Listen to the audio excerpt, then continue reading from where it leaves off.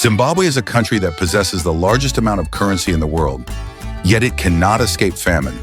With a 100 billion Zimbabwe dollar note in hand, you can only afford to buy a loaf of bread. When I was younger, I used to wonder why the government didn't print a lot of money and distribute it equally to everyone so that everyone would become rich. However, the reality is not that simple. There was a country that once tried to implement this policy, and the people there possessed enormous amounts of money, each person holding billions of dollars in their hands. But in the end, they faced even more serious economic issues that those very currencies couldn't solve. Newborns here can become billionaires the moment they are born. So why doesn't wealth bring happiness to them? To understand this better, let's explore Zimbabwe and the lives of its people and see if they truly live a prosperous life despite having so much money. Don't forget to support us by liking, sharing the video, subscribing to our channel, and hitting the notification bell so you don't miss any of our videos. Zimbabwe is a landlocked country in southern Africa, but it boasts incredibly unique natural beauty. Located between two large countries, South Africa and Zambia, with its eastern border touching Mozambique, Zimbabwe covers an area of about 390,757 square kilometers, which is roughly equivalent to the size of countries like Germany or Japan. With a population of around 16 million, Zimbabwe's capital is Harare. In terms of natural scenery, Zimbabwe stands out for its vast wilderness areas, lush tropical forests, and well-preserved national parks. Zimbabwe was once an extremely prosperous country, often referred to as the breadbasket of Africa. The country is endowed with fertile agricultural land and abundant resources such as diamonds, coal, copper, and iron ore. In the 1900s, Zimbabwe experienced rapid development with tobacco plantations and infrastructure like railways and mines, built by hardworking laborers. Zimbabwe was a major supplier of wheat, tobacco, and maize, not only to other African nations, but also to other continents. However, today, Zimbabwe is facing severe hyperinflation, where nearly 90% of the population is unable to meet their basic living needs. There are times when people must carry 1 billion Zimbabwe dollars just to buy an egg, or own hundreds of trillions of dollars but still only be able to purchase a few eggs. The paradox of being a billionaire yet living in poverty is nowhere more evident than here. Basic goods such as eggs and vegetables have become luxuries for the people. 150 billion Zimbabwe dollars can only buy 3 eggs, while 12 million Zimbabwe dollars can only get you a wilted bunch of lettuce. Even a loaf of bread, a common food in many countries, has become a rare commodity. The highest denomination note, 100 trillion Zimbabwe dollars, is only enough to buy a bus ticket. This is the harsh reality that the people of Zimbabwe face every day.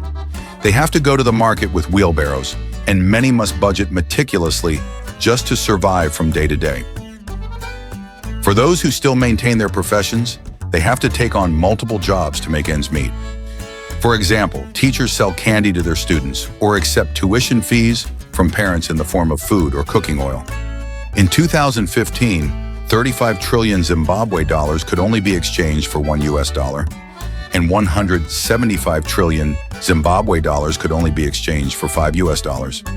It's hard to believe, but this is the reality of a country that was once considered highly successful. During the period of hyperinflation, some people suddenly became millionaires or billionaires overnight, but could also find themselves penniless by the next morning. Those who exchanged money quickly or speculated on physical assets such as gold, silver, or food could make a fortune in a short period. However, if they were slow to act, the money they held could lose its value immediately.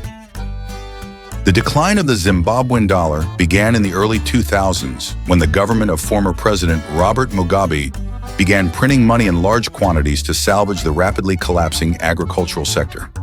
As a result, inflation in the country soared, reaching an astronomical 79.6 billion% at one point. The currency depreciated so much that a 100 trillion Zimbabwe dollar note was not even enough to buy a loaf of bread. In 2009, the Zimbabwean government decided to abandon the local currency and adopted the US dollar. Thanks to this policy, Zimbabwe's monetary economy entered a period of relative stability. However, just a few years later, the Reserve Bank of Zimbabwe was unable to meet the demand for US dollars. In early 2019, the Reserve Bank of Zimbabwe decided to reintroduce the Zimbabwean dollar, requiring all bank deposits in USD to be converted into Zimbabwean dollars. The new currency immediately lost value at an alarming rate. In 2019, inflation in Zimbabwe reached 255%, and by 2020, it surged to 557%, according to World Bank data. By March 2020, the Zimbabwean government was forced to allow the use of foreign currency for daily transactions once again. Today, Zimbabwe is facing severe hyperinflation, making it impossible for the majority of the population to meet their basic living needs. In this context, people have to find various ways to conduct transactions, as long as they don't use the Zimbabwean dollar. One afternoon in early 2025, in the capital city of Harare, a woman used a $5 note to pay for a $3.5 fried chicken bill. Instead of receiving $1.50 in change, the cashier handed her 3 discount vouchers, each worth 50 cents from the restaurant.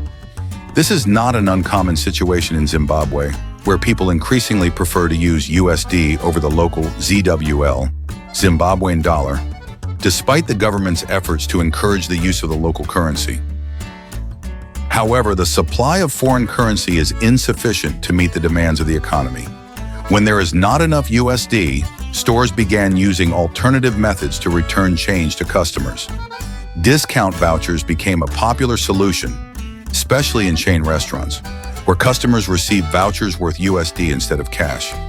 This gives customers more confidence, as they believe the vouchers will still be valid when they return the next day. In addition to issuing discount vouchers, some small stores use a credit method, writing down the customer's name and the amount owed in a ledger to be deducted from future purchases. Other stores opt to give goods, such as pens, milk, or cheese, as change. While the value of these items does not correspond to the amount of change owed, customers have no choice but to accept them. Due to the limited supply of USD, worn-out banknotes are often unusable or are withdrawn during transactions at state-run businesses. However, the government only withdraws notes with clearly visible serial numbers and does so at a certain rate. This has created an opportunity for the emergence of a profession in repairing USD notes in Zimbabwe. In the midst of a financial crisis, as people sought ways to survive, torn money that was rejected at supermarkets and official exchange points was not discarded. Instead, it was brought to money repairers, known as black market money traders, working in bustling shopping areas in the town of Kuwadzana, about 15 kilometers west of the capital, Harare. Here, the torn banknotes are repaired, dried under the sun, and prepared to re-enter circulation. If you enjoyed this video, don't forget to like, share, and subscribe to Knowledge Compass to stay updated with more insightful content. We will continue to bring you real stories about the world, where reality is sometimes harsher than we can imagine. Thank you for watching, and see you in the next video.